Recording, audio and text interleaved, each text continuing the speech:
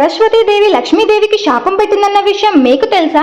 ఒకసారి విష్ణుమూర్తి సన్నిధిలో లక్ష్మీదేవి సరస్వతీదేవి ఇద్దరూ కూర్చొని ఉన్నారు. ఇద్దరు దేవతలకు విశ్వంలో ప్రత్యేకమైన స్థానం ఉంటుంది. కానీ ఎవరి కీర్తి ఎక్కువ అనే విషయంపై మాటలు మొదలయ్యాయి. లక్ష్మీదేవి తనకు సంపద, ఐశ్వర్యం, సౌభాగ్యం ఇచ్చే శక్తిగా చెప్పి నేను లేకుండా జీవులు సుఖంగా ఉండలేరు అని గర్వంగా చెప్పింది. దీనికి సరస్వతీదేవి నవ్వుతూ సంపద ఉన్న జ్ఞానం లేకపోతే అది అనర్థానికి దారి తీస్తుంది. జ్ఞానం ద్వారానే సంపద సద్వినియోగం అవుతుంది. కాబట్టి నేనే ప్రధానురాలు అని చెప్పింది. ఇలా వారిద్దరి మధ్య వాగ్వాదం పెరిగింది. విష్ణుమూర్తి సమాధానం చెప్పకోకుండానే కోపంతో సరస్వతీదేవి లక్ష్మీదేవిని శపించింది.